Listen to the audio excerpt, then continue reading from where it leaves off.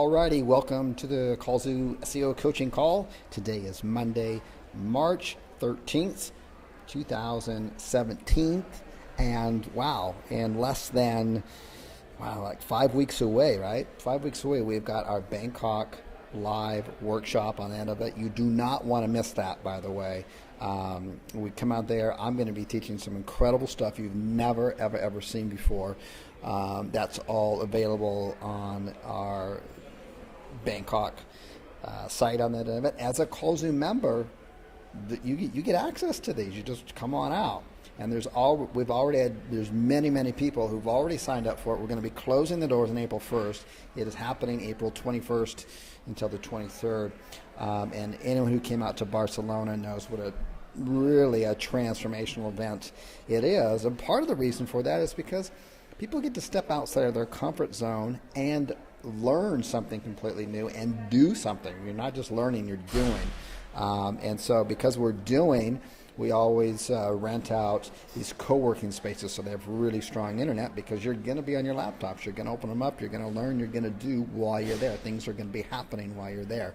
This is not a passive event by any means. If you really want to get stuff done, you are going to get the most done here. And plus you get to be surrounded around other Kallzuers who have probably never been outside of their own country, or I'm going to guess that about 98% of you who show up have never been to Thailand. And come on, Bangkok is the most visited city in Asia. That's what I heard anyways. So anyways, with that, if you have any questions about that, contact or support. So let's get started here today. So today, this is what I'm going to go over. I'm going to show you how you can apply a basic engineering concept called input and output. People completely ignore this on here, which is going to help you take your business to the next level. Okay, and this is regardless of whatever business you're in. If you got this on this call and you're not even in a Kallzu member, or you're Kallzu ads or Kallzu econ, all of these concepts I'm talking to you are going to apply to you. Okay, and I'm going to talk about a really interesting thing. I've been reading some really interesting stuff lately about how cortisol levels and your ability to solve problems is directly related to your income. So this is really cool stuff on here. And then we're going to bring on someone on here who's going to sell some. This is going to sell. He's not selling anything. He's going to be sharing some of his direct SEO strategies that are outside the U.S. A lot of us go after the U.S. market, and you know, of course, it's one of the largest purchasing markets out there. It doesn't mean you have to start there.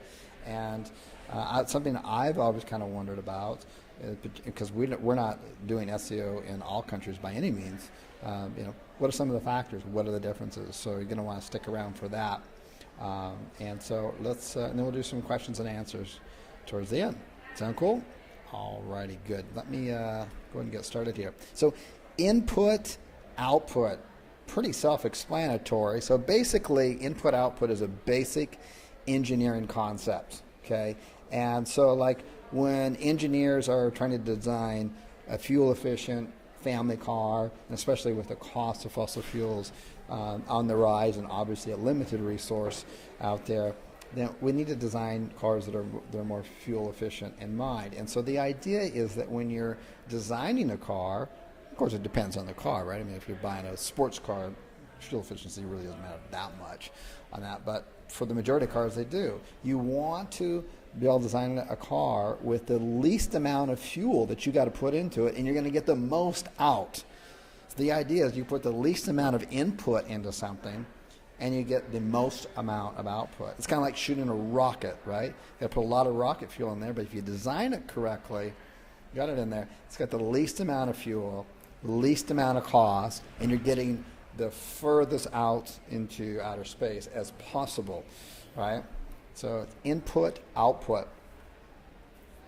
When you hire an employee, do you go out and you pay them the absolute most, top dollar, and expect the least from them? So you're putting in a ton of input, but you expect very little output and production from them. No, of course not, right?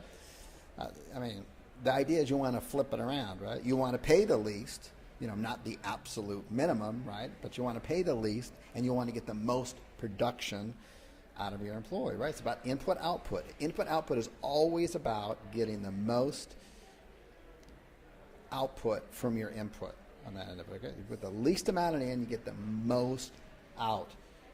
It's how nature it's how nature goes too. People and all creatures are naturally going to go out and live their lives putting in the least amount of input to get the most back. Okay? You're not going to run around like crazy all day long chasing after a rabbit or something if you're not designed to do that, right? And you're just going to fall to the ground, and you probably rarely ever catch it. So you put a ton of input in, but you get little output. No.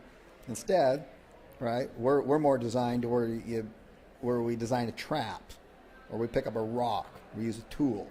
We put in a lot less effort and energy, and we get a lot more energy outside of it, right? It's just fuel, right? So let me ask you this.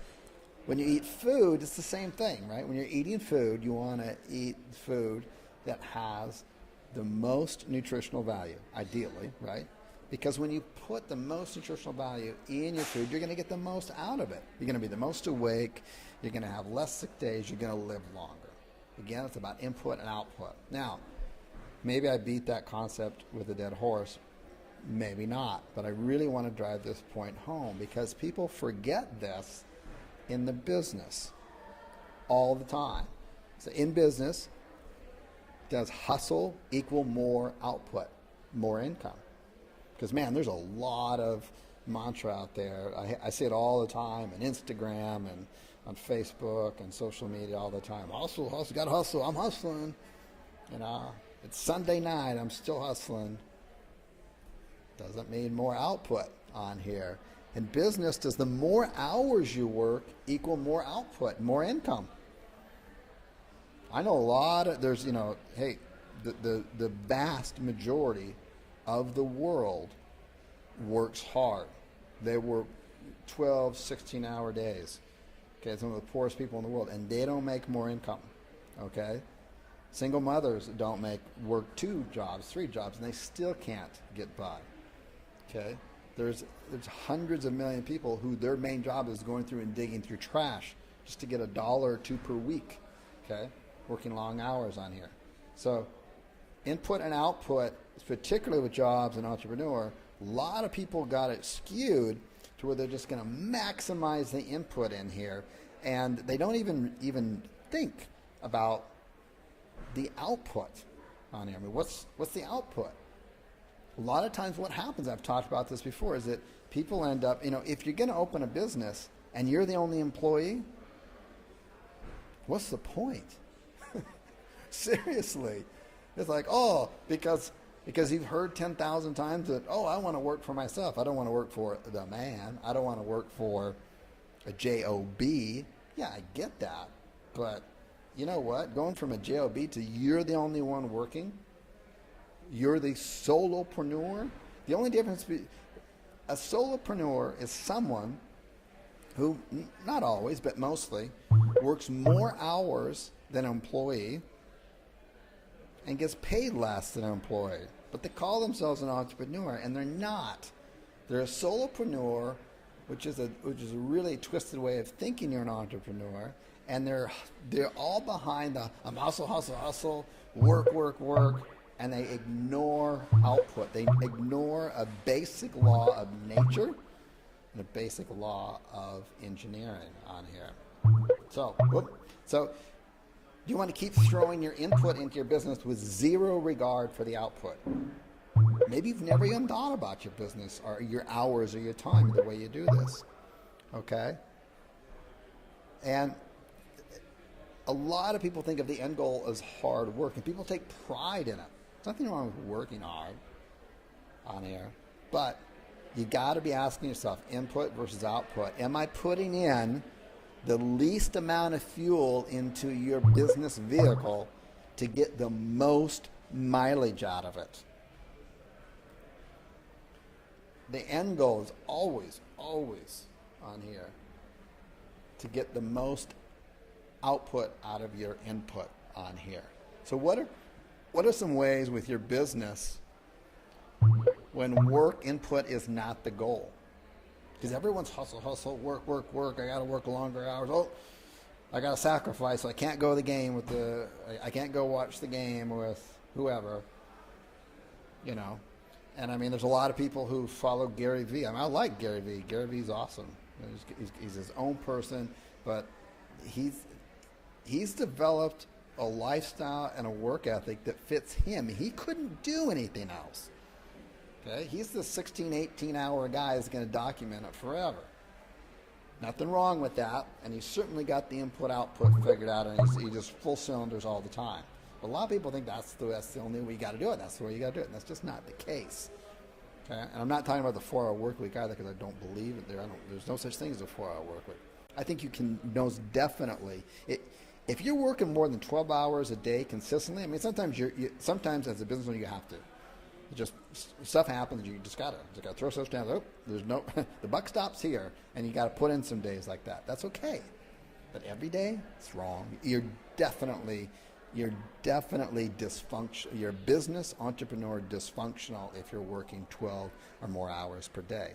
In fact, once you get your input and your output efficiently, I'll give you some more examples of that. You should really be working 4 hours a day. 4 hours a day, not 4 hours a week, 4 hours a day. Okay?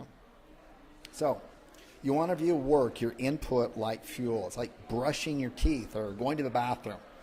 Don't confuse your end goal with maximum output on you. You never wake up in the day and say, geez, I'm going to brush my teeth for 10 hours today. It's not that. The hard work is not the end goal. It's what you put in and you get out is the end goal, okay? You brush your teeth efficiently, you floss them, you brush them, maybe you brush them twice a day, total 10 minutes. What do you get? Do that every day, and the output is you have a lifetime of healthy gums and teeth, right? It's not to hustle, and who can brush teeth the longest, okay? Or, take a photo of, today I'm working and brushing my teeth on the beach. Look how cool I am, those photos people put up. So how do you do this on here? It's all about, this is just a different angle to look at the same theme. I'm constantly aware of, and I'm constantly working on some. So it's on my top of mind awareness. So I want to share it with you because I think it's of extreme value on here. We all get bogged down with the hustle, the work hard, and all these techniques. Especially in online, because there's all kinds of little technical stuff, funnels, websites, SEOs, conversion rates, titles. I mean, there's just all kinds of stuff you can get kind of bogged down with the details. It doesn't have anything to do with the details. It's your input and your output. Make it real simple on here. You're about building systems, processes, and jobs. Again, if you're coming back and you're the only, and look, when you're starting out, you are the only person in a job. But we're talking about how much input you can get. Everything you're doing should be a system and process. Okay, so let's add and build up on a concept on here, and that is that you're paid. And I can't remember who said this on here, but I can't remember Elon Musk or somebody on that. I heard it somewhere. It said that you're paid in direct proportion to the size of the problems that you solve. This is a really, really key concept on here. So let's talk about some problems. I cannot figure out how to write the content on my site. I'm afraid to talk to customers. Tell them about my service. These are all problems, right? I'm new to SEO and paid ads. So I don't know if I can do this. I don't know how to hire anybody. Never hired anybody. Now compare those problems, okay? Compare these problems, because they're problems, and you've got to solve them, right? You've got to solve them. So compare these problems with Elon Musk, which is an amazing individual, by the way, on here. Founder of PayPal, Tesla, SpaceX, okay, Solar City. I think he's one of the only entrepreneurs in the world to open up $3 billion companies, okay? And look, let's look at Elon Musk's problems, okay, that he wants to solve. He started off with, he wanted to make online payments easier. Okay, before PayPal, and it wasn't called PayPal before. I can't remember what it was called, but this whole idea was like, look, there's a lot of e-com going on online, and the current systems right now are broken. If we can solve the problem to make this easier, so that merchants and customers can make transactions easier online, we solved an incredible problem, and he ended up selling up for what, $500 million or something? Pretty good problem, and he solved it, right? He wants to create the first practical electric cars at affordable price. He basically wants, other people have come in and tried to solve this, right? He's the first one to come in and truly solve it, and he made his whole battery thing open source. How cool is that? Really, really, these are huge problems on here, okay? He wants to take people safely from the moon and back, and even to Mars. That's what he's doing right now. These are huge problems, okay? He wants, in his fourth company, he wants to create solar power cities. He said he's entirely run all year round by solar power. So let me tell you this. Who makes more money on here? Elon Musk, he makes online payments easier for people. He solved that problem. So the problem with the electrical car, taking people safely back from the moon, create solar power cities. Those are the problems he's solving. Okay? And then, or I can't figure out how to write content for my site. I'm afraid to talk to customers. I'm new at SEO and paid ads. I don't know how to hire somebody from the Philippines. Can you see, if I asked you right now, which person here, based on the problems they're solving, has a larger bank account? Think about that. The next time you think you got a problem and you want more freedom, you want to have more freedoms and choices, you think about the problems you're solving on here. I'm not saying you got to go out and you got to try to figure out how to take people to the moon. Okay, nothing like that on this end of it. But the main problem that you're trying to solve are all these little tiny problems, these little easy stuff. Do you think Elon Musk never even didn't know how to hire somebody? Of course he didn't know how to hire anybody. But he figured it out, right? He figured it out. He figured it out through trial and error, but it was not going to stop him on here. Does he know how to make an electric car? Good God, no. What's the amount of knowledge and effort it would take? Sorry about the background noise. Just kind of pretend you're in a cafe with me, which you are, and you're sitting across the table, so you're hearing the background noise of life going on here in Barcelona. So anyways, we'll just add to the atmosphere of it, the ambiance. So which one is a larger problem? Oh, I'm new to SEO. I'm not quite sure. Is it 2 backlinks a month, 3 backlinks a month? Oh, geez. Private blog networks, proxies, no proxies, Chrome profiles, compared to there is no electrical car or battery out there that can do what I want, and I don't know the first thing about making one. There has never been a rocket ship made at the kind of cost that I'm looking for, that I can recycle them and I can bring this down so that people can actually afford to fly to the moon and back and eventually to Mars. You see the difference in problems? The difference in problems is like more than night and day, and it's directly proportional to your income and what you're going to make. Okay? I like that. I don't know if people out there got offended by that. I'm not pointing anyone out. I'm trying to throw everyone under the bus. Nothing like that. Just put it in perspective, man. That's it. Elon Musk is just a human like everyone else. So who gets paid more? Someone who builds sites, backlinks, and writes articles? I mean, there's some value right there. They're solving some problems, right? How about someone that hires and manages people that does backlinks, building sites, and writes articles?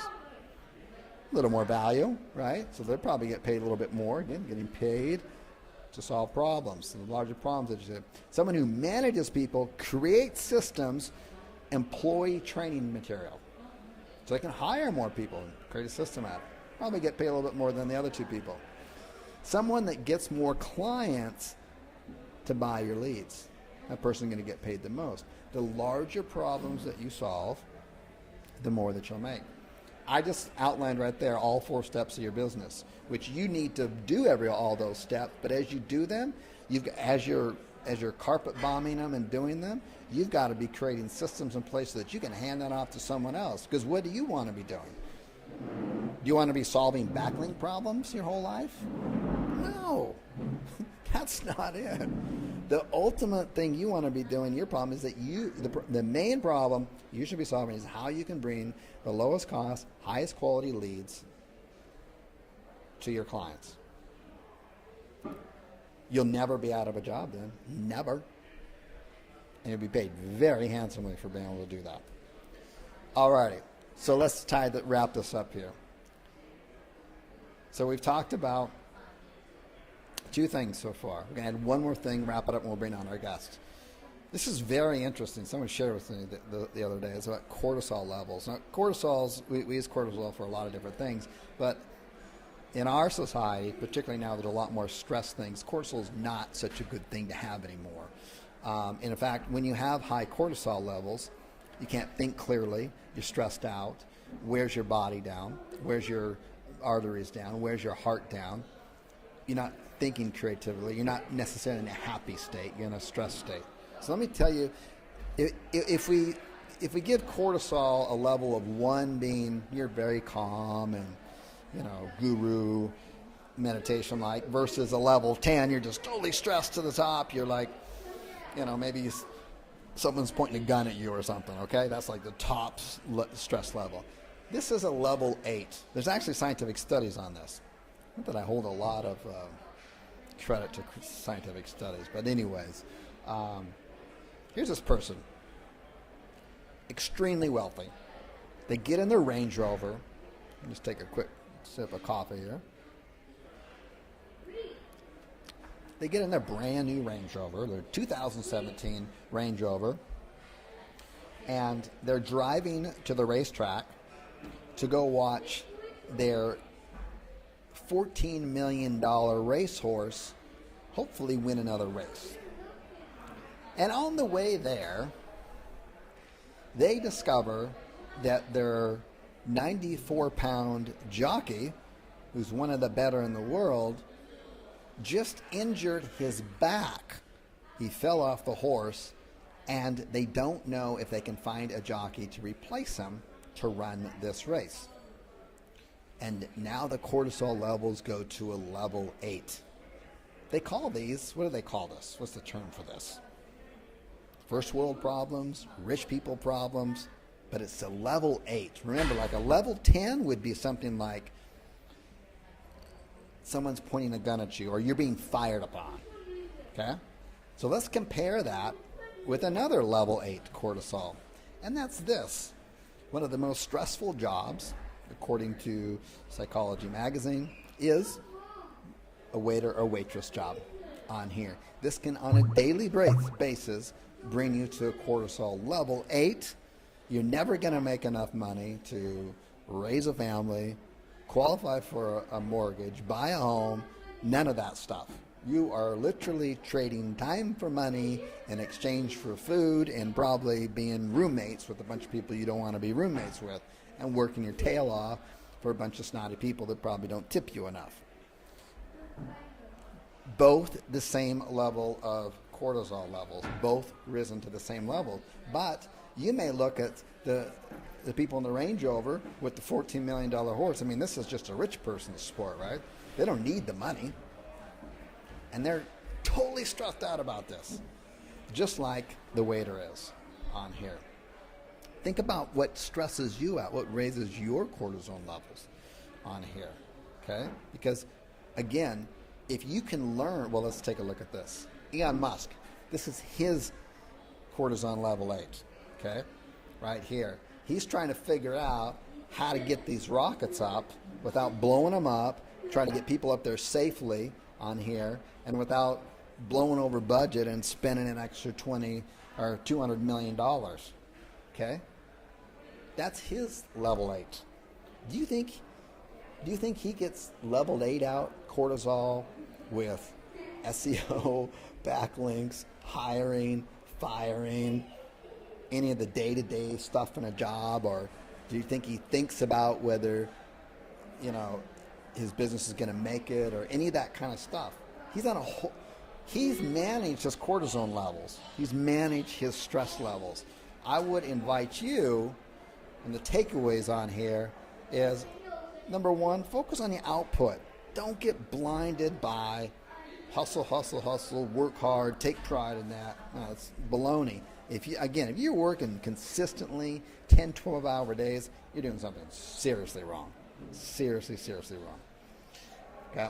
You should really be focusing on getting maximum output of a highly productive, regularly growing company. When you've got you've built the systems, you've built the team on here, you've got the right people in place. That's the input, the systems, the people, the team, and they're doing the output. You're doing the KPIs, all that stuff on here.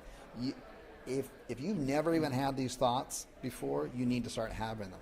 Seriously. Your end goal cannot be, I want to brush my teeth for 12 hours a day.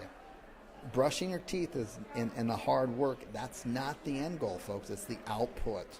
It's the output on here, okay? All right, so focus on your output instead of so much on your input. Everyone talks about the input. No one talks about the output. Okay. Hey, look, you get paid for the types of problems you solve. The more complex the problem is, bringing more leads at lower cost to business owners, making them more profitable, guess what? You're always going to have a job. You're always going to be in demand. Always. That's a huge problem, right? Because pay-per-click is way expensive. Okay, pay-per-call is not. All right.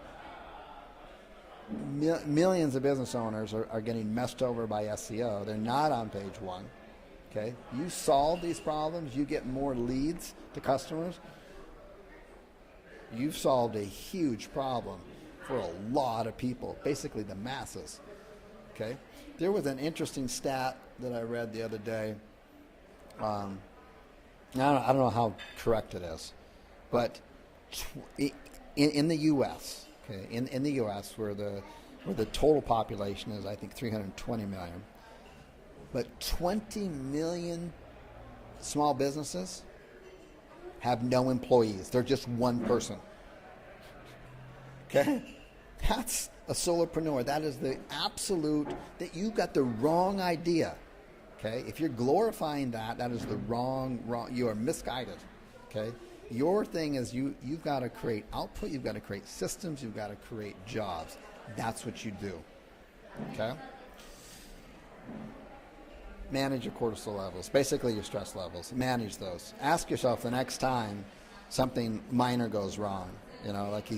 Maybe you're still building your lead gen site and you can't, the slider goes wrong and you're just trying to figure that out. And it brings your cortisol levels to an 8. Take a check on yourself and say, whoa, chill out, dude, or gal. It's okay, right? Would Elon Musk let his cortisol levels go this high? No, don't let yours either. Bring that level down. So it's not a big deal. It's like, hey, it's all right. I'm already focused on the bigger picture. I'm focused on my output.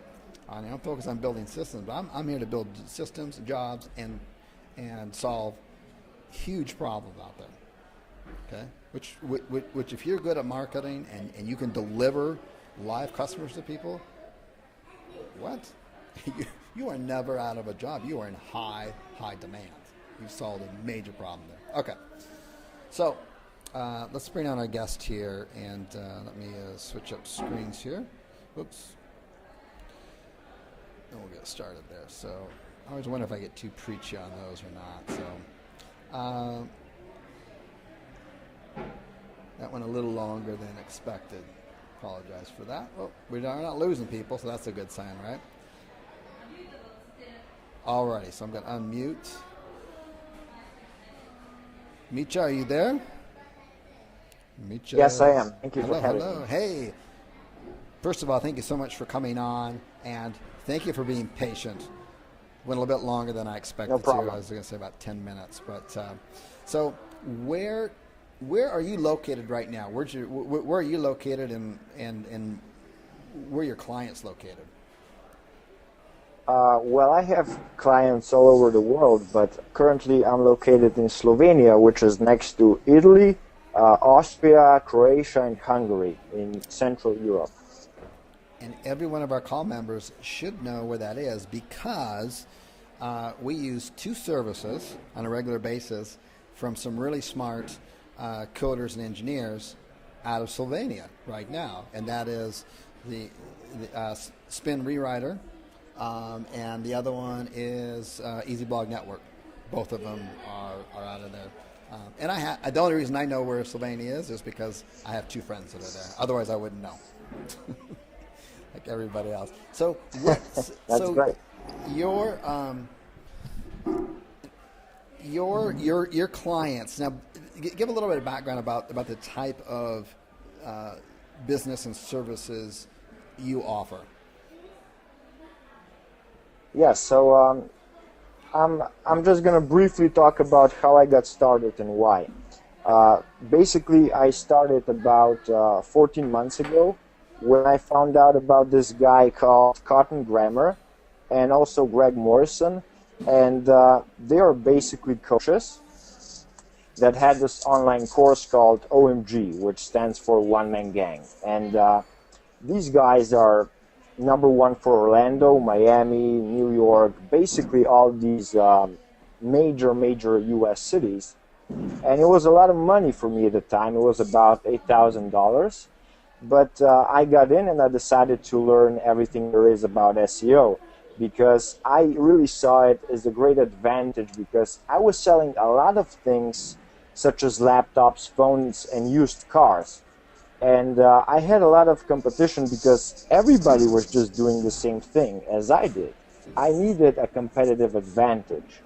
And we were all just posting ads online, similar to eBay or Amazon. But as we spoke earlier, they were local sites because I live in Slovenia. But because of SEO, I was able to rank in top positions for used cars, but of course it's in my language, and similar keywords. And so I would get hundreds of people that would call me and basically offered me a used car.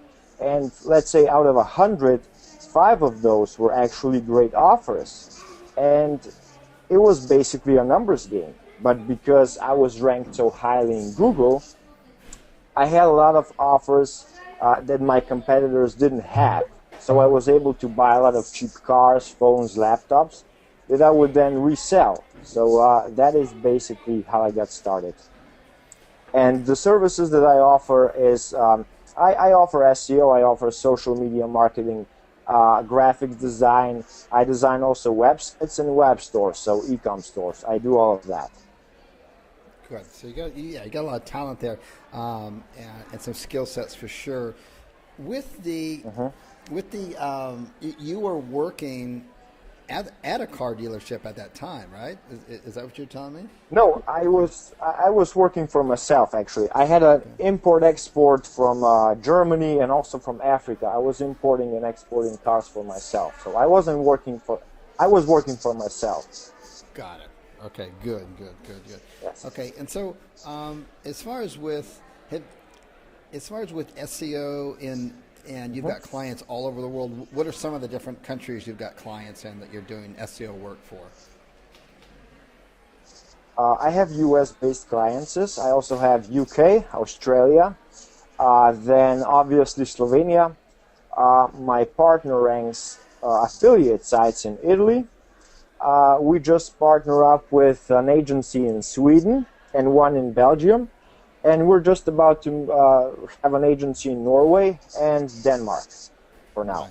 Nice.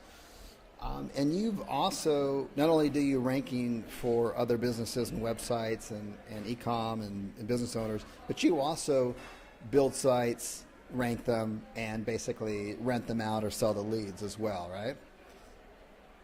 Yes, this is one of our new services, because the business model is a bit different, because and it's a good kind of different, because you have all the control, right? So if somebody doesn't pay you, you still have the entire control over your domain, so you can just change the client. You know, there are hundreds and hundreds of dentists and lawyers and so on. You only need one, and basically I rent to one dentist, one lawyer, and so on and so forth. For each profession, I rank, you know, one client per profession, basically, for a country.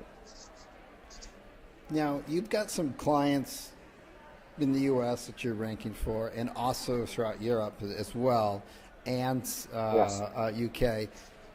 The majority of the people on the call here, I would say probably 20% are from Europe, and the rest are from the U.S. or Canada. And there's some Aussies on here as well too.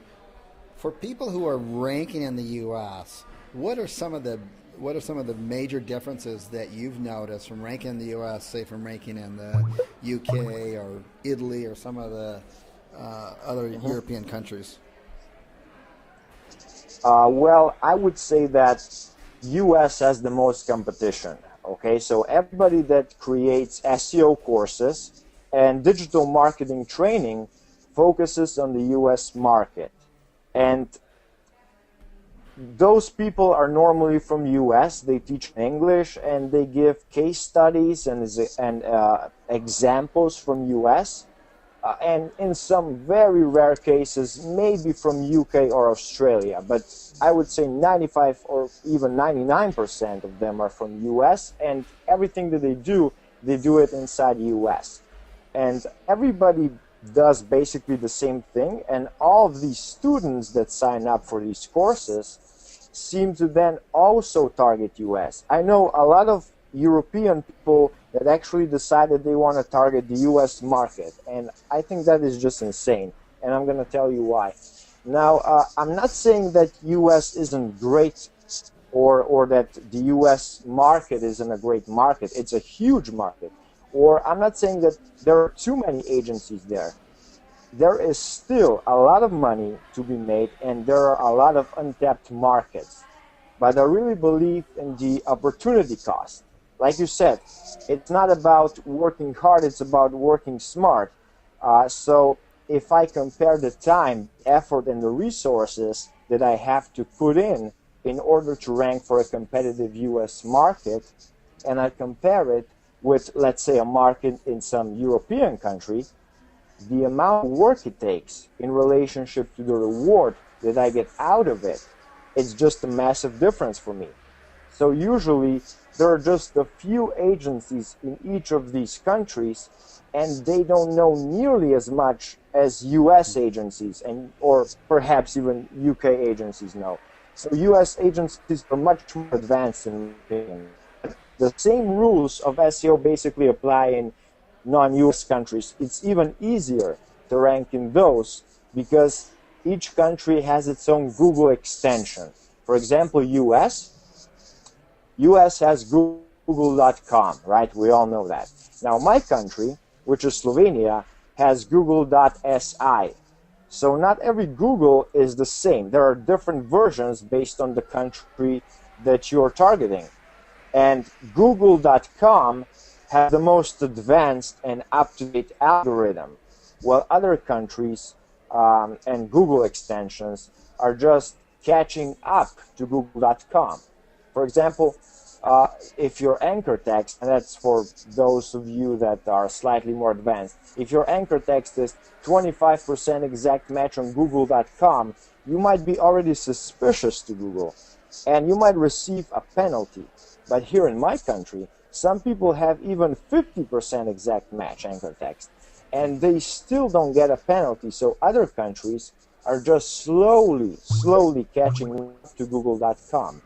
By seeing what happens there, you can actually predict what will happen in other countries and in other Google extensions. So the rules are the same, but other extensions seem to be outdated compared to Google.com. So the main Google updates didn't happen to them, at least not to the proportion that it did in the Google.com. So it's basically, if you look at Google.com, and then you compare it to, let's say, European countries, it's like seeing in the future, which is pretty cool. That's a really good way to put it. To put it in perspective is seeing it in the future. You actually you look at the U.S. You look at the what it takes to rank and medium to competitive marketplace, and in a good sized market, good keywords. Same thing, and you come over into the European markets, and you can see where it's going to be, and then where it is now, and maybe how far away it's going to be. That's a really I like that perspective a lot. When you're doing your ranking, say like in you talked about opening up an agency, or your friend was in Italy or in another country where you don't speak the language. How do you overcome that? How do you work through that? And how would you suggest others on the call, if they wanted to move in, say, their niche, their expertise that's in the U.S., maybe they want to grow it and move it over into some European countries. Maybe they might go into the UK because it's familiar as far as what the language goes. But what if they wanted to go into another country that they could see the marketplace was definitely there? It was a language barrier. Yes, I agree with that. And like I said, you can rank in, let's say, European countries with less capital and quicker. And obviously the only problem is knowing the language, because France has its own language, Spain, Italy, Germany, Croatia, Slovenia, Sweden, Finland, all of these countries have a unique language. And English is my second language, so I had to adapt also, the other way around to say. But Google Translate can do let's say, a good job with translating websites so that you can easily purchase domains from local registers and hosting accounts in these countries, even if you don't speak the language. But obviously, you can also hire people to translate content for you in order to have a great on-page SEO. What I also do is I find a person that lives in that country, and I would like to also briefly talk about LinkedIn, basically to tell you how that works. So I find a person that speaks the language, and they know the market better than I do. For example, they know the prices of different products for e-com stores. For example, Finland or Denmark is much more expensive than Slovenia, so I have to know a bit more about the market in order to price it correctly. They also tell me how much I should charge to design a website or to do SEO for them, and perhaps know a few popular websites where people buy things, and you can partner up with them. You can do everything. You just leave them with content translation that they will basically translate for you and then respond to clients. That's it. Basically, you just need one person per country. That's what I did. Very nice. Yeah, that's great advice on that.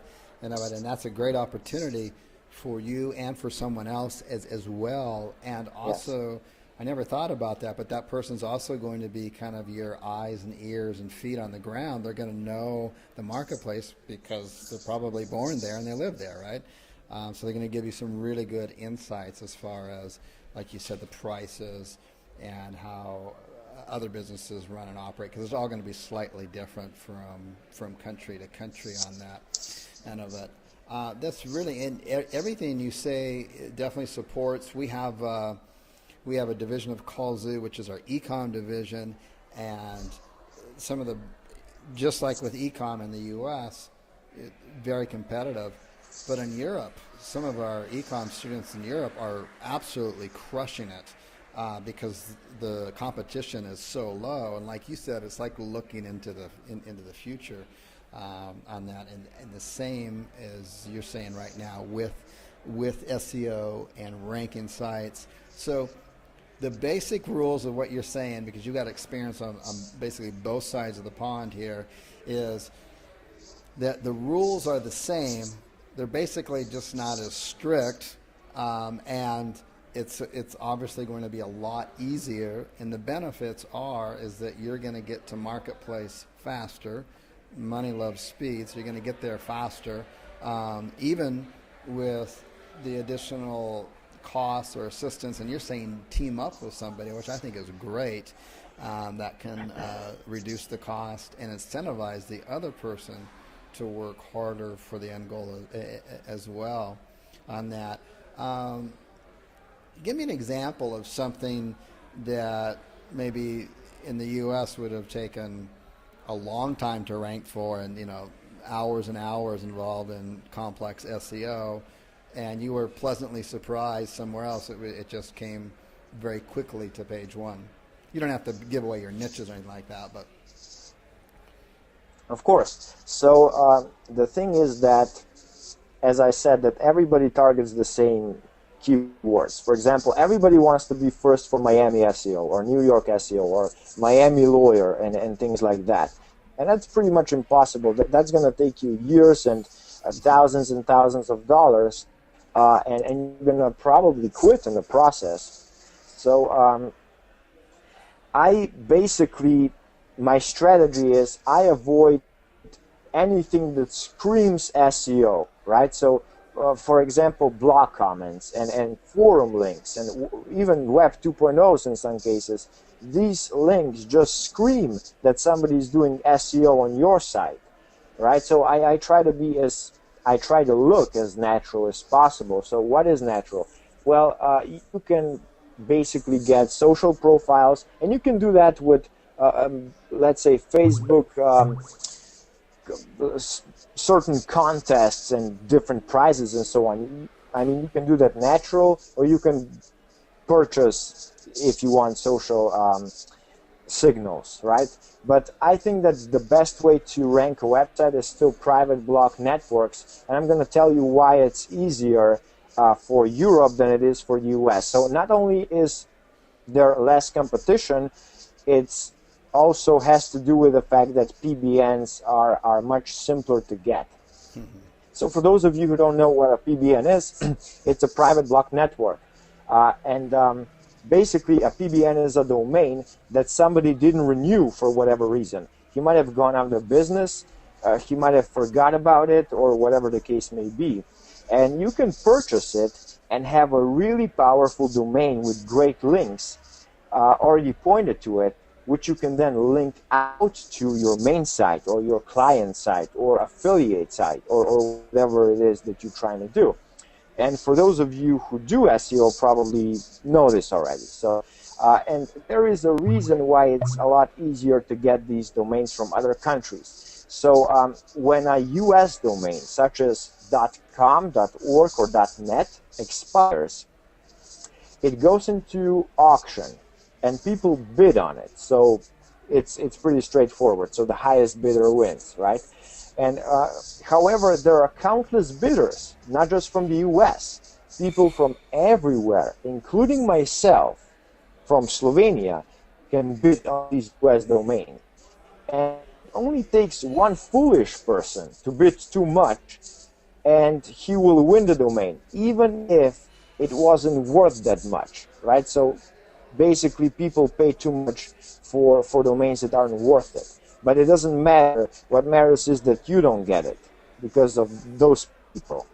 And then if nobody worldwide, if nobody out of those millions and millions of bidders bids on the domain, then you can buy it from, let's say, GoDaddy or Namecheap for like $12.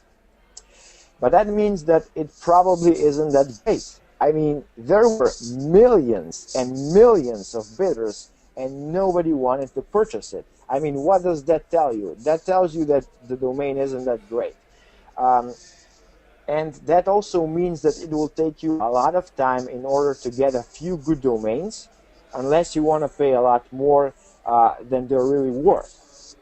But for example, in Slovenia, and of course countless other countries, that most people don't target, and they don't actually even know they exist. I mean, because when I ask people if they know where Slovenia is or even Croatia is, they just don't know.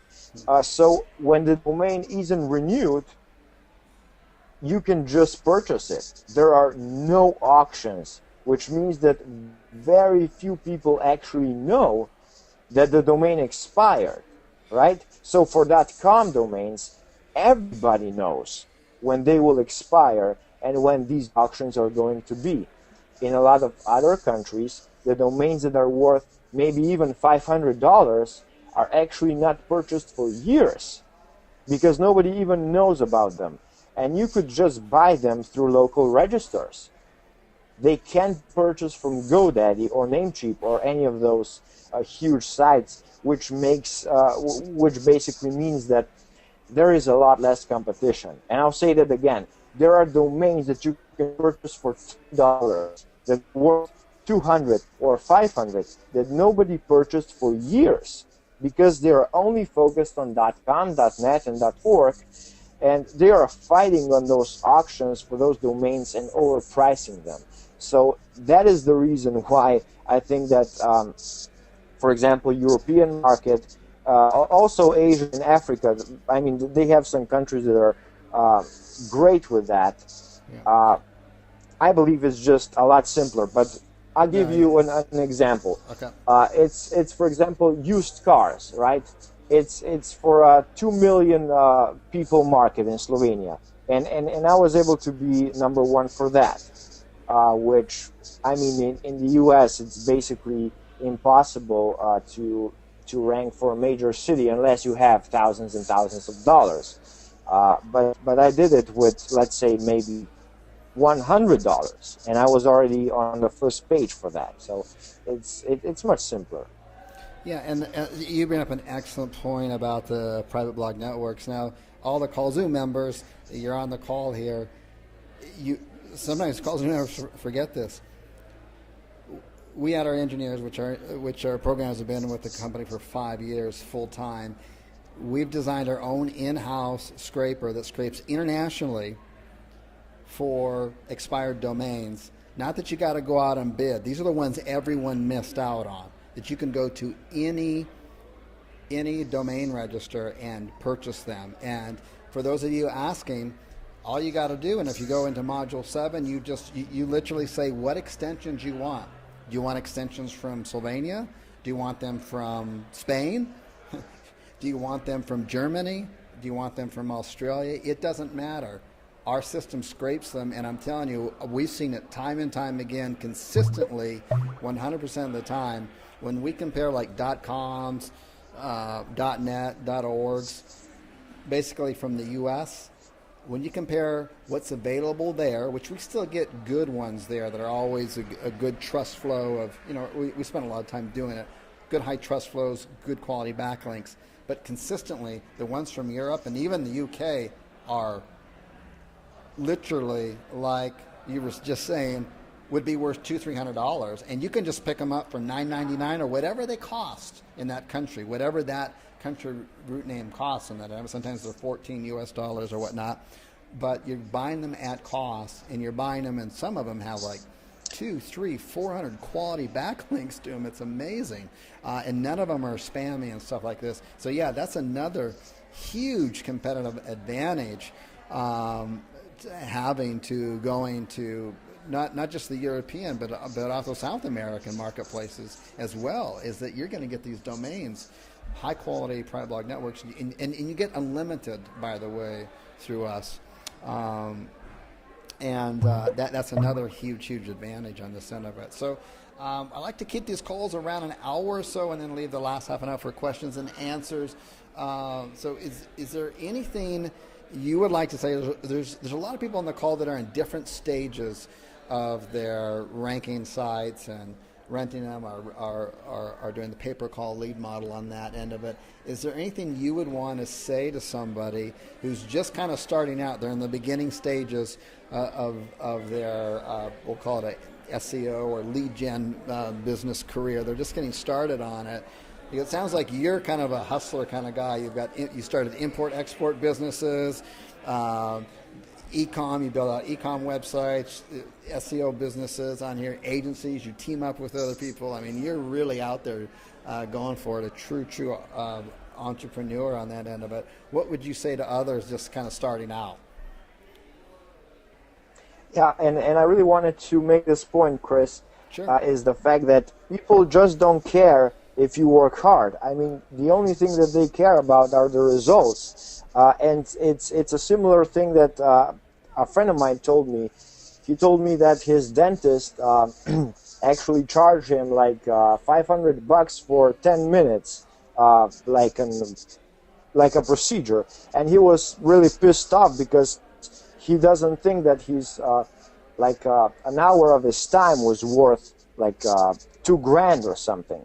And my response was the fact that the dentist could actually make that procedure a lot longer if he wanted to. So instead of doing it for 15 minutes, he could do it for, let's say, 10 hours and make him, really hurt in the process. But that's not the point. People just want the most efficient, the simplest solution, and they want to solve a problem. So it really doesn't matter whether you work for a client and you work for 100 hours per week or you work for 2 hours per week, as long as the results are there. So that's a very important point, I think.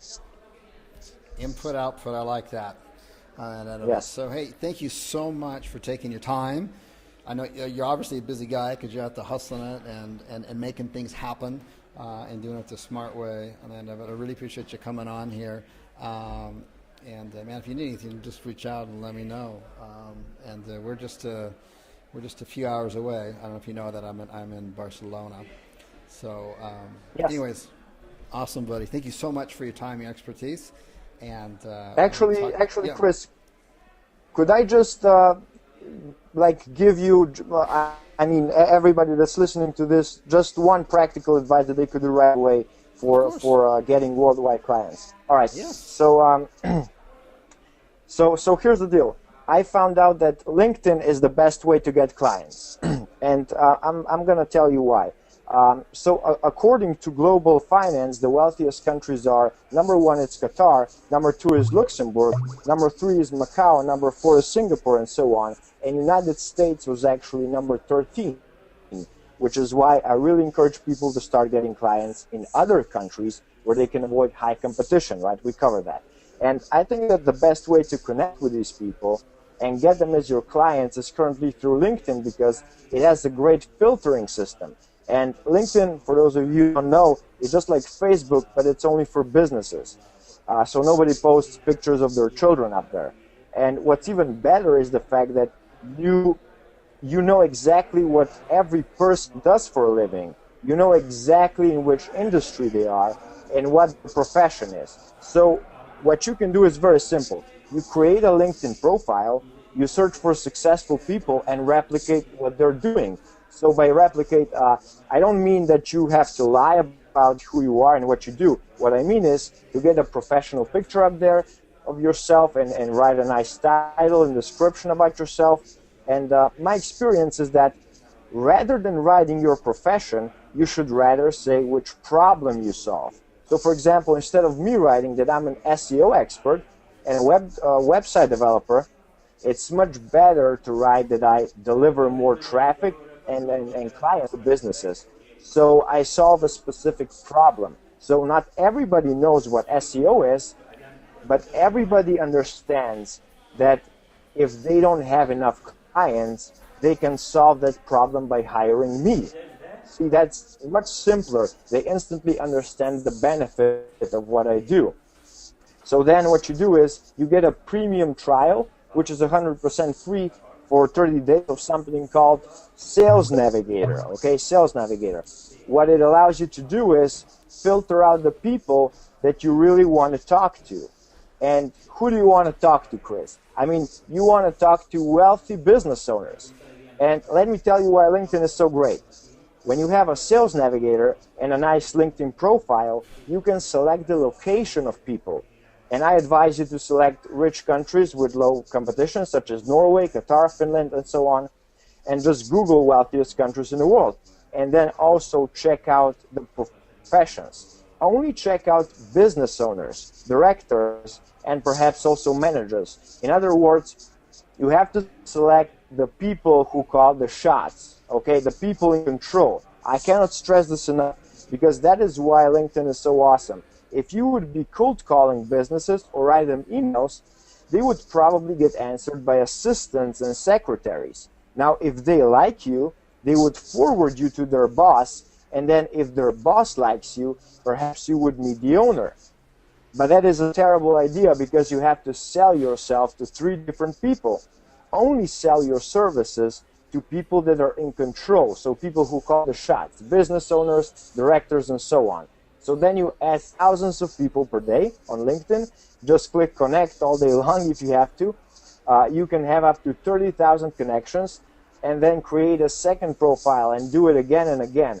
I didn't spend a lot of time on LinkedIn because I already have quite a bit of clients, but I still managed to get 7,500 people in less than a month before that Sales Navigator trial expired. Now, here is what happens if you don't want to pay for Sales Navigator when it expires. In 30 days, you can easily have 5,000 connections or even 10,000 connections, and these people are business owners. So guess who they hang out with?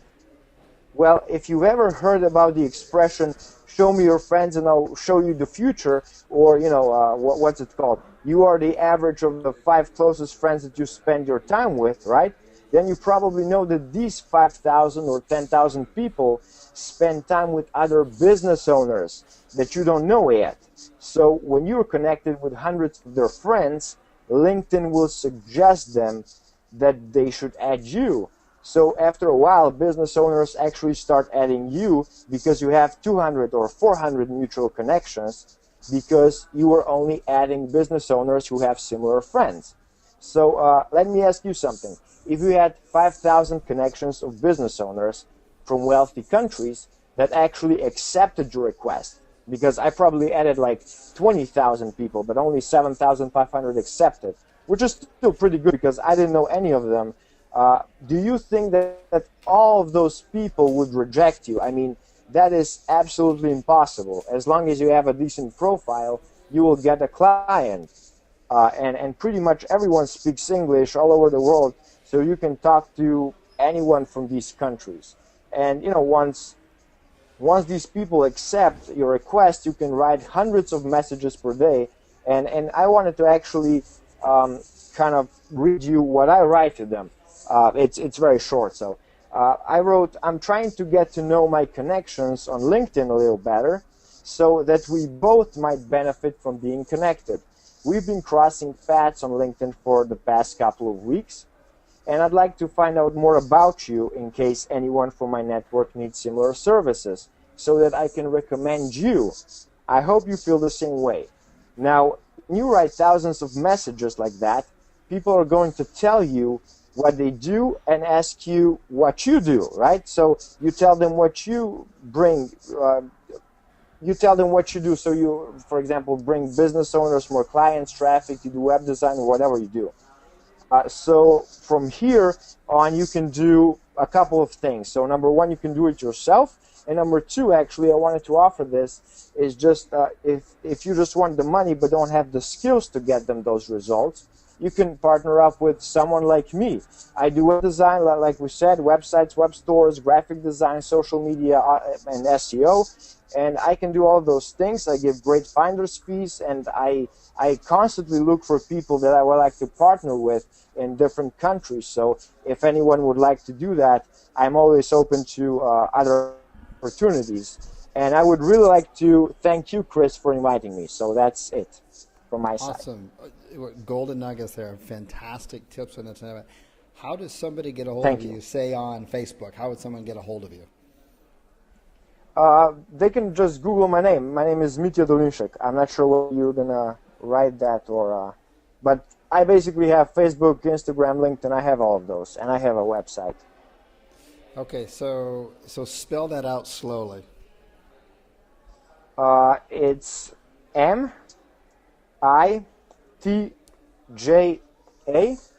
That's the name. And then it's D-O-L-I-N-S-E-K.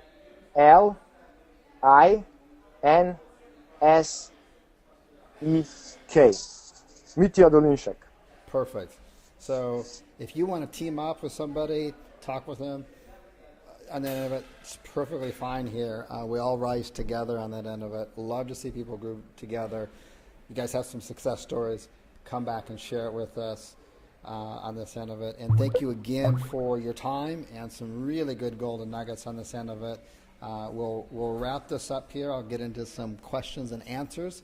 And again, thank you so much for your time No on problem. that. And I'll talk to you later. And you know how to get a hold of me if you need anything, okay? Sure. Thank you. Bye. Thank you. Bye-bye. Alrighty, cool. So let's get into some questions and answers here. We'll go over this. And cool. So let me start up here, and I'll go through some of these. And if I miss your question, because there are a lot of them in here, just retype it at the bottom. Again, that's the best way to do it on here. Alrighty. So let me get some of the PBNs, because there's a lot of PBN questions on here. It's private blog networks. As a Kallzu SEO member, you get full access. It's our software system. You don't get access to the software system. It's a done for you on here. So in Module 7, you just go in there. We show you very safe ways, our best practices in order to build the private blog networks so they don't look like private blog networks to Google or to any humans. Then make sure if you're not a part of it too, as part of the Kallzu member, you also get access to our Kallzu link exchange. If you don't know, if you're not already a member of that, that's purely a private blog network, our private blog, excuse me, a private Facebook group for our members only, where you just exchange links. You get unlimited Web 2.0s with high page authority, 25 or above, and you get unlimited private blog networks. You just buy them from whatever domain register you want to. If you like to buy them from GoDaddy, go ahead. There's no waiting, there's no auctioning. It's the same cost as a brand new domain, but they got all these ages, and we've vetted them all, so they're high quality. And our guest brought on an excellent point there. For any of the domains outside the U.S., in any country, we can scrape any country, and I'm telling you, there's always so many good, juicy domains out there that are in like Germany, UK, Australia, even Canada, France, in Spain where I'm at. I mean, seriously, we're talking like stuff that would cost $200, $300, $400, $500. Like trust flows like 35, 41, 200 to 300 quality backlinks. It's just ridiculous. And yeah, you get something like that, and you're playing in areas where the algorithms are not as competitive as the U.S. You pretty much got a slam dunk right there. So something that you may want to consider adding to your master domain site. All that information's on how to get the private blog networks, how to build them out, how to do, and in the link exchanges, we recommend you just doing a maximum of 5 outbound links, and then you mix that in with articles with no outbound links, making it look as real as possible on that end of it. So okay, so let's take a look. So hopefully I answer those private blog network questions. If I did not answer your private blog network question, then just type it in the chat box now so that it goes right to the front of the line here as I'm sifting through these on here. All right, Sergio on here says he just signed up yesterday. Congratulations on that end of it. Sergio, these work in Latin America abso-freaking-lutely. Everything we just talked about do. I'm working on getting another guest that does a lot of SEO in South America, and I'll bring them on. But the conversation I've had, it's the same story that you just heard right now. Okay, let's continue down here. All right, we got this. Yeah, now there are going to be some, Sandra, there are going to be some countries like Australia, France on here where you have to provide an address within that country. And that's not the case with every country, but with some. So you want to kind of weed through those and get through those. But if you're bound and determined to like rank sites like in France and you're not physically there, trust me, there are other SEO people and forums and stuff that have figured out a way around that. There always is. I'm not encouraging that kind of stuff, but it's true on that in a bit. So can we buy international domains, say UK or US, from us? Absolutely, 100%. You can get them from Kallzu for Same price as you'd pay for a brand new domain. You get it instantly, but it will be worth hundreds. On here, hi, I am a translator in Norway, and I want to advise not to use Google Translate for translation.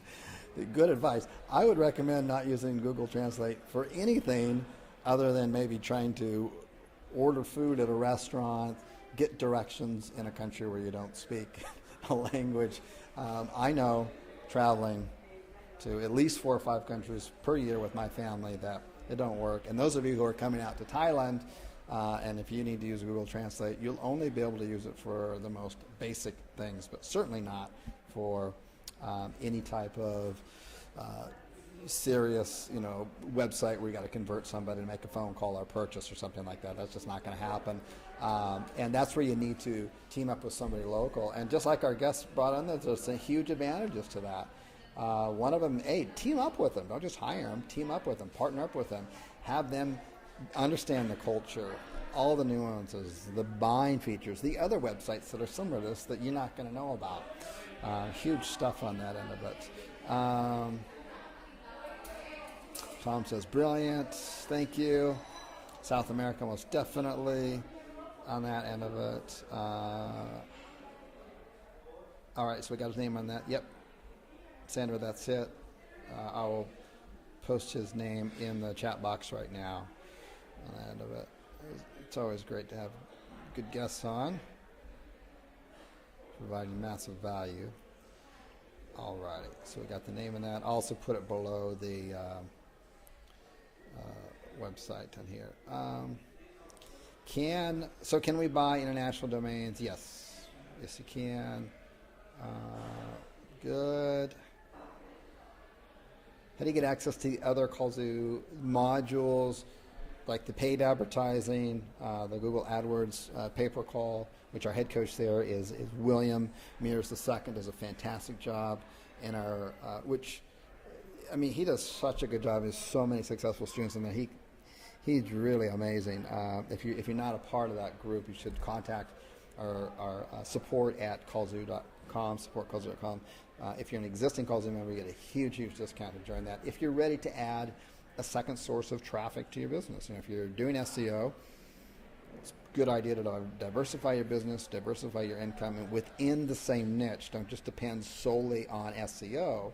Do SEO for your niche, and for the same niche, come in and do some paid advertising. And if you're thinking like Google pay-per-click, it definitely works, but it's highly expensive, and it takes quite a bit of money to get some campaigns really fine-tuned, whereas Google AdWords pay-per-call is literally like 80% less expensive than pay-per-click. For example, like a DUI attorney in the States, for just a click on the website, that doesn't mean you're going to get a customer. That doesn't mean a customer's going to call you. They just see the ad for a DUI attorney. They click on it. It's going to cost about 120 US bucks just for a click, and they may just take off. Still got to pay 120 bucks for it. On average, it's going to cost you. It's going to take around 3 to 4 clicks on your Google AdWords to generate one phone call, to be able to have the opportunity to speak with a prospect to close a deal. That's about $500 for a live call for a DUI attorney. Now with Google AdWords, pay-per-call, not click, same system, all the same demographics. You can narrow it down by zip codes. You can have the calls only delivered during business hours. All the same exact features, same back end, everything. It's going to cost $14 per call, not a click. And this is the same kind of price difference across all industries. So if you're not adding this to your existing business, and it's fast, right? You can literally have a campaign. If you're a complete newbie, you can have a campaign up and running. You stay focused on it within a week, and you can be delivering calls, like boom, right away. And stuff. What else was I going to say? If you're interested in the e-com on that end of it, now this is completely different business model. The SEO and the AdWords go together. They're very complementary. But the e-com, that was a friend of mine, Sean Snyder, who I've known since the transformation days, the Bill Phillips transformation days back in 2008. And he's a steel worker working outside in all seasons, all weather, snow, rain, doesn't matter, and the heat. and he's just sick and tired of it. He's making almost nothing and supporting 2 kids, and he's a single dad. And he asked me what I do, and he had 0 technical skills. So I said, man, let's have you do something that doesn't require a website, SEO, or paid traffic. I got him into Amazon, e-com. He doesn't have to buy tons of inventory, none of that kind of stuff. And he's literally gone in the last 6 months from 0 to quitting his job, which he filmed it, by the way, like an undercover camera, his phone. He filmed the whole process of quitting his job, going into the office. It was really cool. And he does about 5 little short videos per week of exactly what he's doing that day. He posts his income and profit every single day in the private Facebook group, and he's just a huge inspiration. And just last month he grossed $22,000. It's fucking awesome. Excuse my language. That's freaking awesome. Okay, so some really good stuff on that end of it. Let's continue down here. Okay, spoke with a guy who is in a, what is this, Sean? Spoke with a guy who is in a niche that spends $10K on pay-per-click but makes $50K per month with his niche only in the local area, not nationally. Okay, it's good. It's good. He got dialed in, right? He's got dialed in. He definitely got it dialed in. There's no doubt about it. Pay-per-click is going to work, but you got to have it. You've got to be able to put up the money to fine-tune that thing. And once you do get it fine-tuned, and you're getting the most click-throughs, and Google's like, I'm going to charge you a little less because you got a higher quality score because people like you, and not only do they click on you, but they stay on your site and they buy. So we'll reward you with lower costs. I mean, you get that stuff dialed in, and no doubt it's going to work. Pay-per-call, there's so much forgiveness there. People are literally investing $10 in some paper calls, and they're getting back $15, $20 for their very first time. So it's just because Google's pay-per-call has been around for 4+ years. Just no one uses it. It's not always going to be that way, but no one uses it. All right, so I'm getting down. So if you got questions, now's the time to type them in, because I'm at the very bottom of the questions and answers, so yours will come right up and come next on here. The go-to-web in the U.S. announced. Okay, yeah, I know, Larry.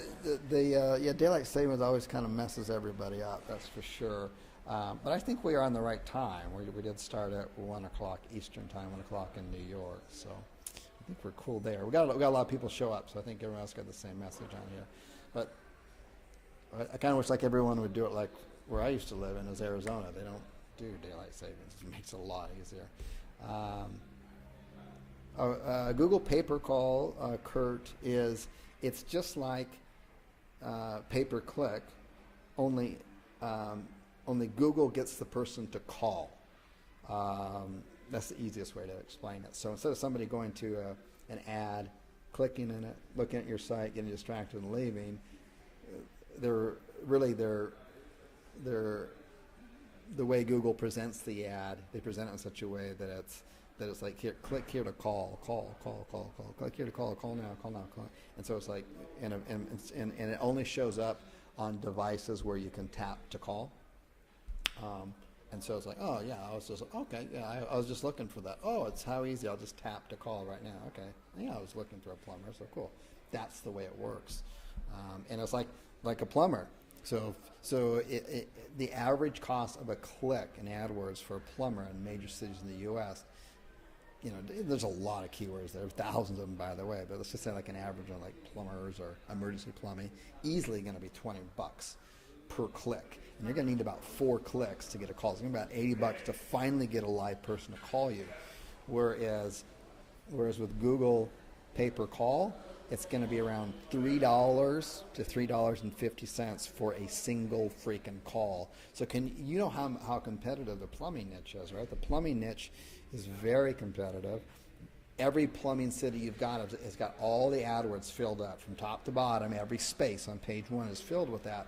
All of those plumbers are paying easily $50 to $100 for someone to finally call them. You come along and it's like, okay, I know my cost for this, but you don't know it. My cost for this is $3.50 to send you a call from your area, from your zip codes, the areas that you service, from during only your business hours. How about that? And I already know, because you're doing, I see you're doing pay-per-click advertising right now. I got a really good idea about how much you're spending for a live call. So you finally close a prospect, right? $80, $50, $100.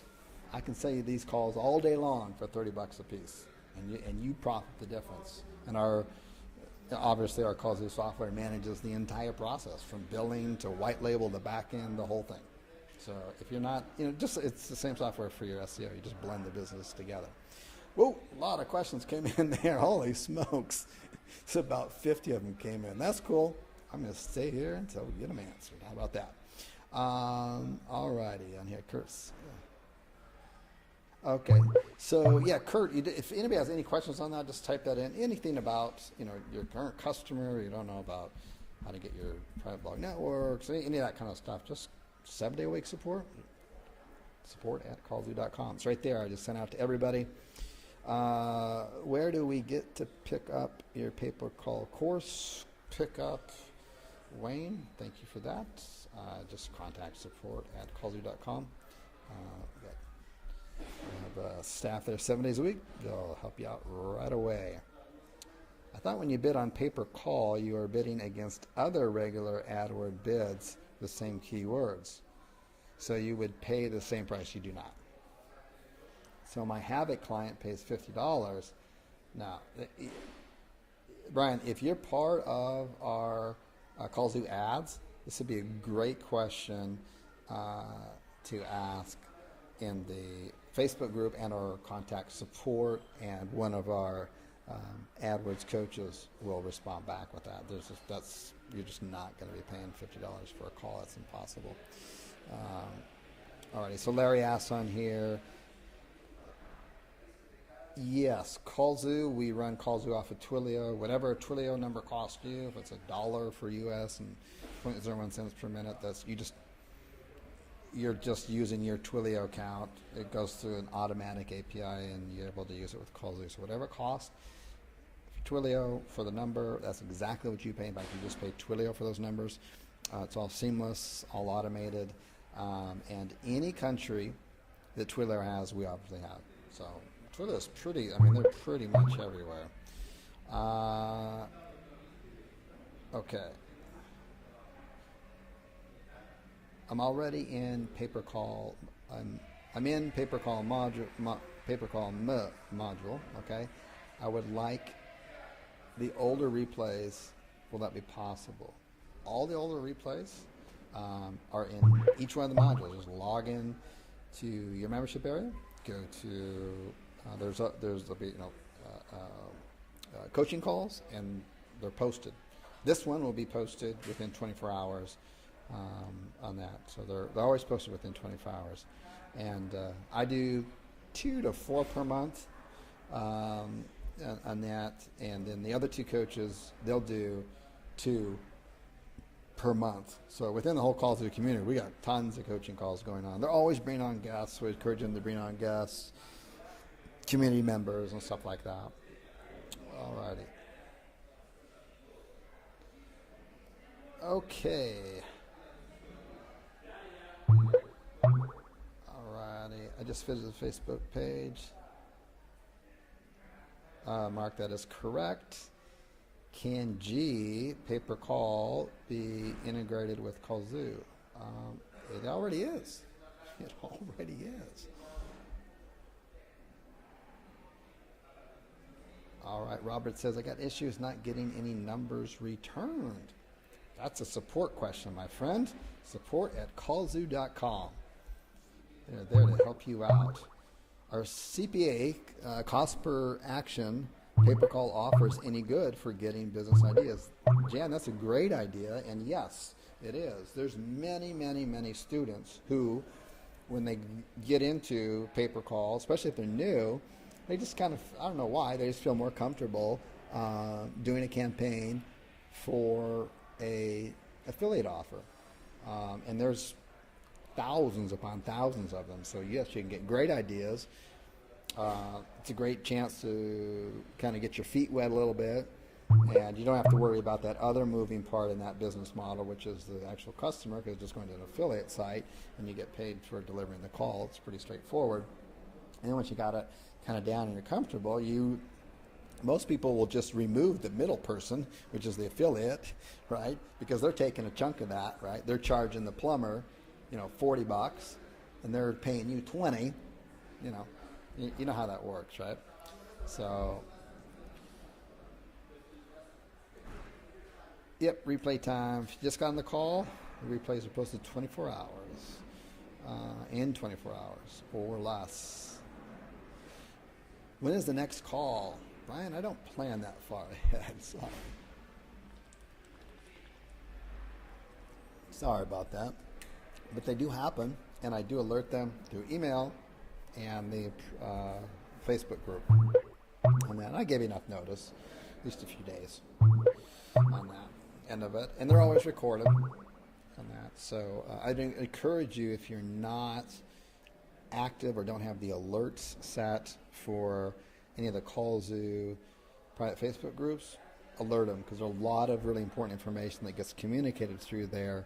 And unlike emails can tend to get kind of lost, or they're not as reliable as, say, they were 8 years ago. Can you make pay-per-call work for B2B, Joey? Depends on the B2B. What kind of B2B are you thinking? Let me know in the chat box, and I'll give you my honest opinion. And if I don't know, I'll tell you I don't know. Are exact domain names good or bad?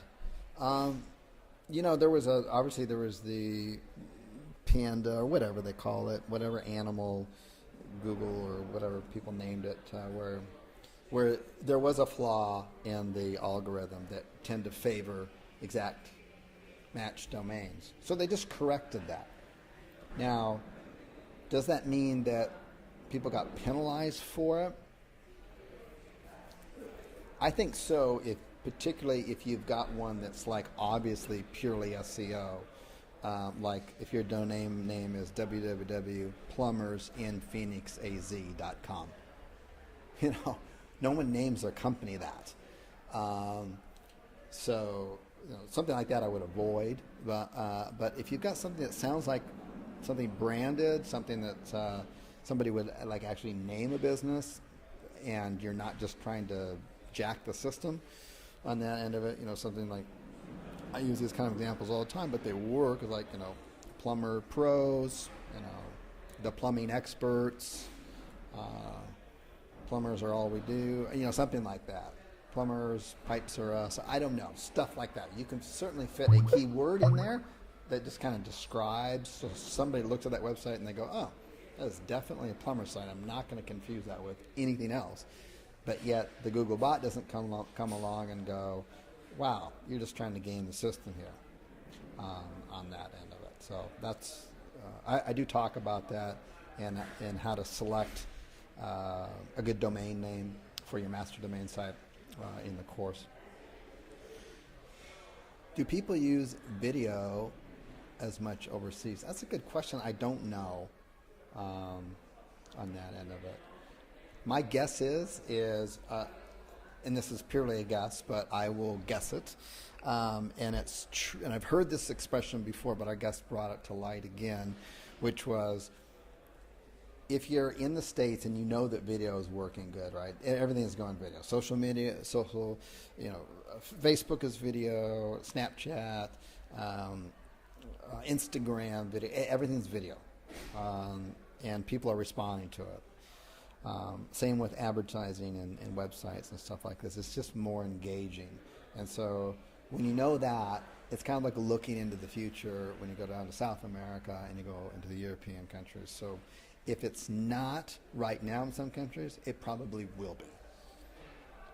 And I can't imagine it would hurt.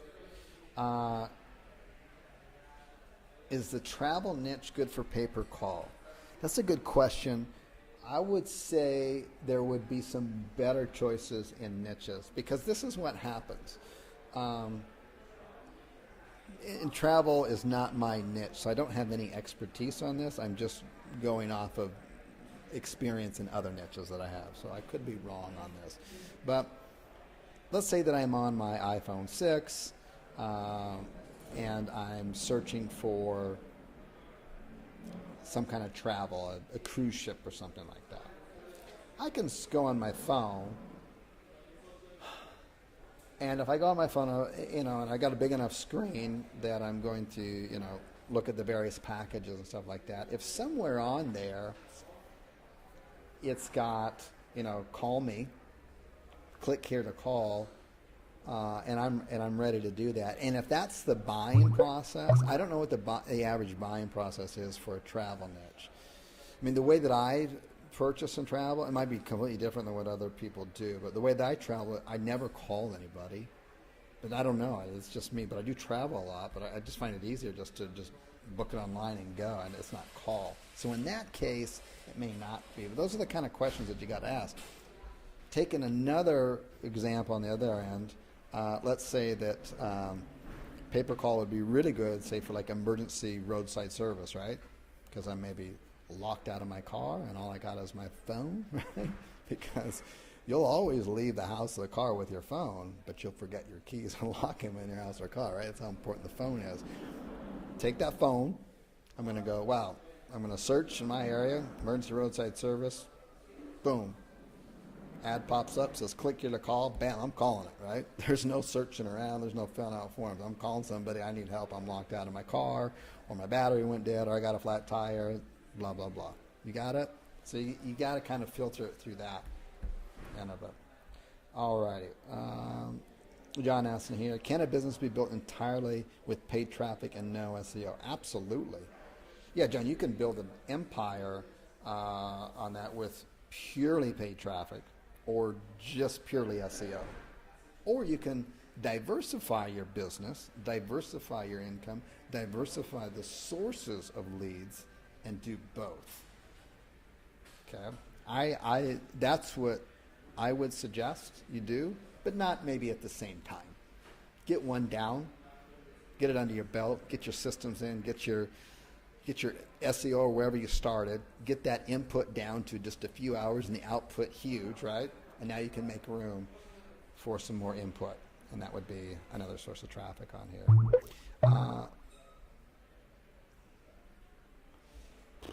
Where in the domain to select a domain name? It's going to be, I don't know off the top of my head, you can contact support at kallzu.com.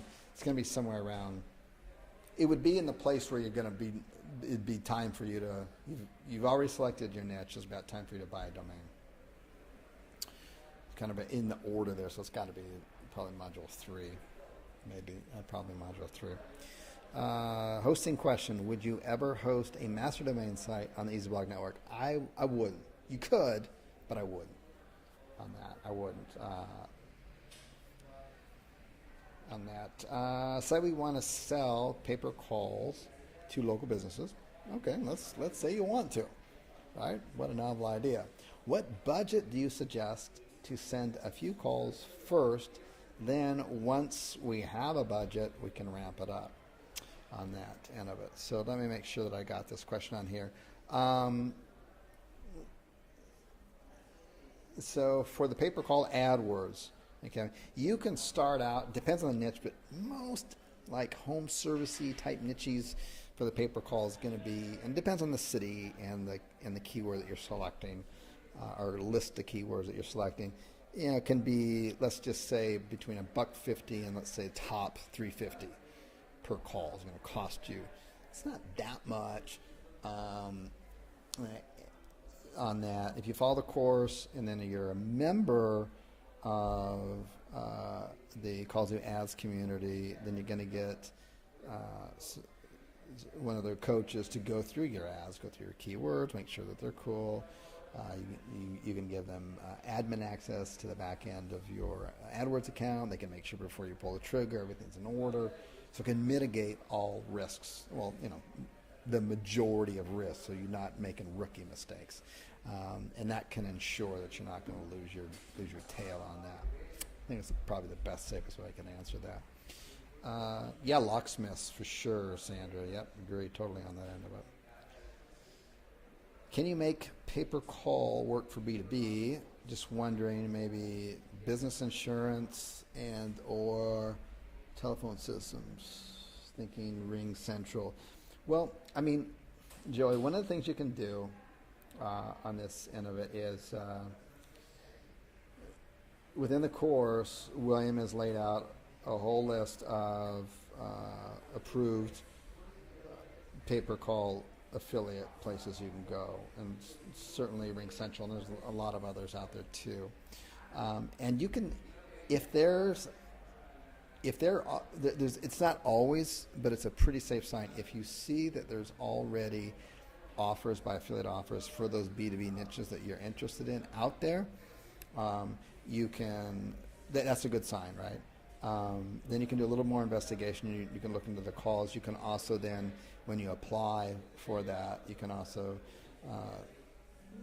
request to maybe speak with a manager to see what they suggest for others that are making these ads work on this end of it. It's a pretty good chance if you see it there that it's going to. And you can also ask the community too. Some people within the community in our private Facebook group get some feedback from the other members.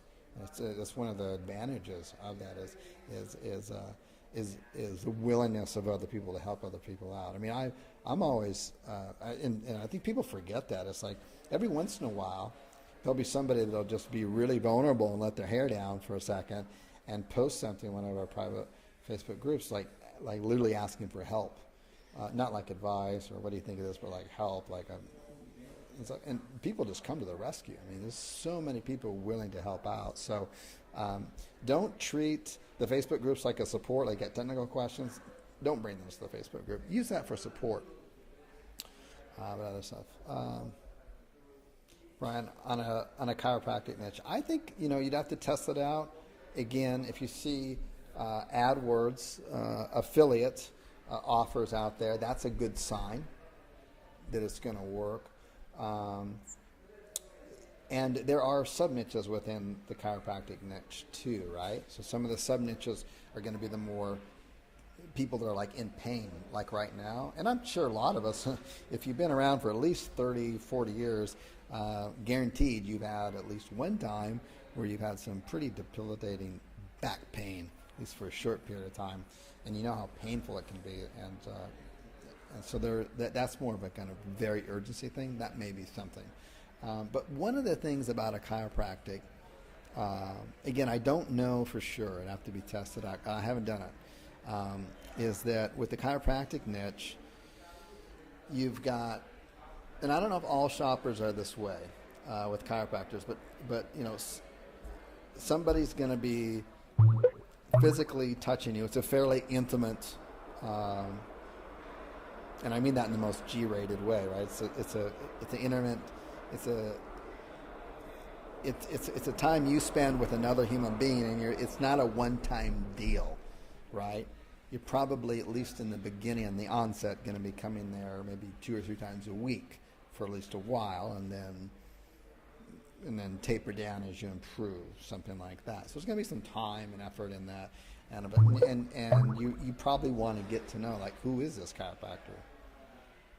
So that's when you go to a chiropractic site, you normally see it's usually the star of the show there. The star is the doctor, and it's kind of the front and center about the website. Hey, this is Dr. Dr. Palmer, and Dr. Palmer here has been practicing for blah blah blah years, and here's some photos of him, and here's some other cool photos of him in his office cracking backs. No, here's some videos. And here, if you do some chiropractic searches, just do chiropractor plus a few city names and just open up the tabs and look at the sites. That's normally what it is. That's usually because the marketplace is demanding it. So may or may not be wrong. It might be too personal, but the thing with the pay-per-call thing is this, is it's dependent on searching on mobile devices, okay? And more every day, people are searching less and less on a PC, on a laptop, and more on their phones, and doing almost everything from their phone, particularly searching for local services, regardless of what they are. Okay. So the other thing is with this too is that the costs are so low that it's not a huge investment, and there are some pre-qualifications you can go through on that. Yeah, Botox and plastic surgeons for pay-per-call Google ads, I probably wouldn't do. I don't know too many people that are going to be on their phone and they're going to see an ad that says tap to call for a plastic surgeon, and they're going to call the office. Particularly with something like that, you're going to go to the website, you're going to Google the doctor's name, right? I mean, come on, if you're going to be going under the knife, you want to Google their name. And you're going to want to look at their, particularly plastic surgeon, you want to look at their before and after portfolios, right? This is not a quick buying decision. This is an investment. Botox, I don't know. Probably want a little bit of credibility there, but so cool. Yeah, roofers, absolutely. Yeah, roofers. Any kind of home service type niches on that would be are really good choices. And people, I'm just look at there's so many sub niches within the home service industry. I mean, it's thousands upon thousands. So, hey, let's go ahead and wrap that up on here. I've been on for almost 2 hours on this end of it. 3 big key takeaways on this end of it. Well, first of all, thanks so much to our guest for coming on, sharing his insights, and that was some great value. Takeaways on here: focus on your output. Don't just focus only on the input and be blind to the output, okay? On this end of it. Remember, you get paid for the size of the problems you solve, okay? That's really important on the end of it. If the kind of problems you're solving is, backlinking, how to fix a header on a website, you're going to get paid equivalent to that. If you're trying to reinvent, basically, and make electric cars practical to the whole world, you're probably going to get paid billions of dollars, because that's a huge problem that you've solved on that. Remember to manage your cortisol levels on this end of it. It doesn't matter where you are. You can be, you can have the slightest little thing stress you out, versus you take someone like Elon Musk, and what's stressing you and I out may be very little compared to what will actually get his cortisol levels up, which is, his $2 million rocket just blew up. Stuff like this. So keep it in perspective, focus on the output, and I will talk to you on the next coaching call. Take care. Bye-bye.